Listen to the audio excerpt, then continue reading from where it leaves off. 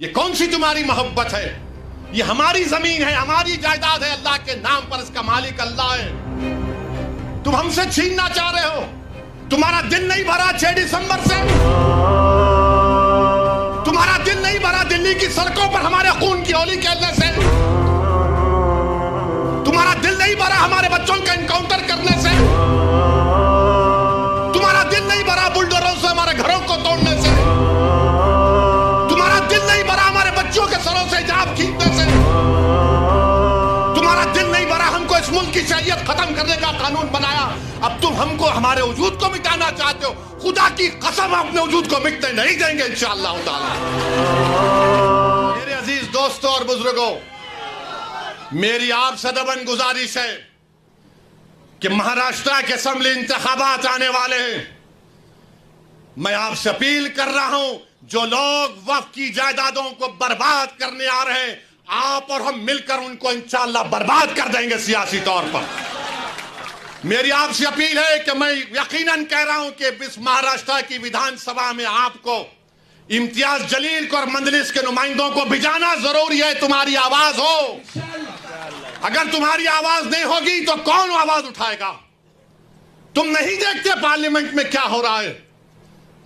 تم نہیں دیکھ رہے پارلیمنٹ میں کون پکار رہا ہے دیوانوں کی طرح؟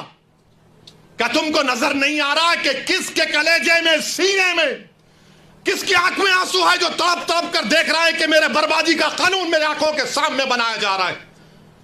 کون ہوگا تمہاری آواز کو؟ چھوڑو ان چیزوں کو، کبھی اپنوں کو بھی تو اپناؤ، کبھی اپنوں کو تو سمجھو۔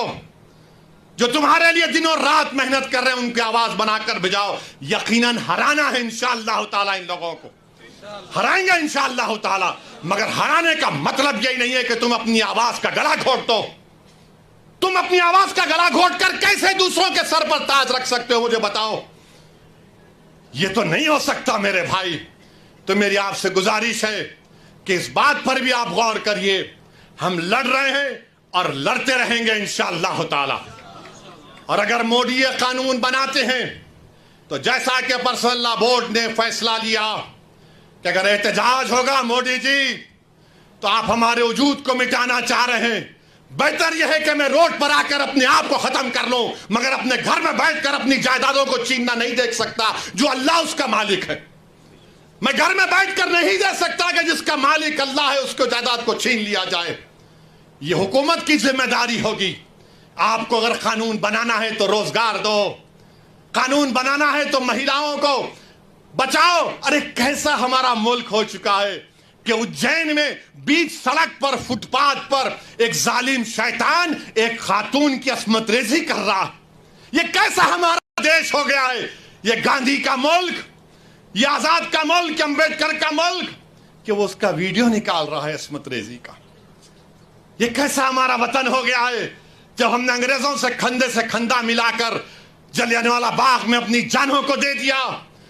ہم نے کالا پانی کی سزائیں ہمارے ہندو بھائیوں کے ساتھ کاٹی۔ آج ایک اشرف منیہار کو ٹرین کے ڈبے میں پیٹا جاتا ہے تو کوئی اف نہیں بولنے تیار۔ بچانا تو چھوڑو، کوئی اف بولنے کے لیے تیار نہیں ہے۔ یاد رکھو، جب آپ اپنی لڑائی نہیں لڑیں گے کوئی تمہاری لڑائی نہیں لڑے گا۔ تمہاری لڑائی تم کو لڑنا پڑے گا۔ تم 70 سال سے سوچ سوچ کر دھوکہ کھا چکے ہو کہ کوئی اور ہماری لڑائی لڑے گا۔ نہیں میرے بھائی، تاریخ مگر نام لکھا جانا ہے تو یہ وقت ہے اپنی لڑائی لڑنے کا۔ یہی وقت ہے اپنے ووٹ سے اپنے نمائندوں کو اورنگ آباد سے بھجانے کا۔ تو میری آپ تمام سے گزارش ہے کہ آپ پرسنل لا بورڈ نے جو آپ کے سامنے بات کہی ہے، آپ جوائنٹ ورکنگ کمیٹی کو اپنے اعتراضات، اپنا پروٹیسٹ ای میل اور پوسٹ کے ذریعے بھیجائیے۔ 15 سپٹمبر آخری تاریخ ہے، اور اللہ سے کثرت سے دعا کریے کہ پروردگار تو ہم کو زندہ رکھ کر یہ نظارے مت دکھا کہ ہماری زمینیں جس کا تو مالک ہم سے چھین لی جائیں۔ اللہ سے ہم گر گڑا کر سربسود ہوئے، سے گر گڑا کر بھیک مانگیں، اتحاد پیدا کریے۔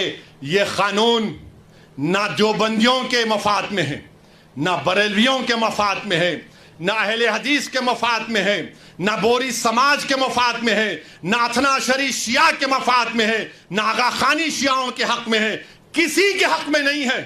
یہ صرف اور صرف موڈی جائیدادوں کو چھیننے کے لیے قانون بنا رہے ہیں. اللہ ان جائیدادوں کی حفاظت کرے. اللہ ہم کو اتنی اتحاد پیدا کرے کہ متحدہ طور پر اس قانون کو روکیں, اور اللہ سبحانہ و تعالیٰ ان ایسے حکومتوں کو, ایسے پارٹیوں کو اللہ سیاسی طور پر انتخابات میں ان کو شکست دے, بدترین شکست دے. وآخر دعوانا الحمدللہ رب العالمین.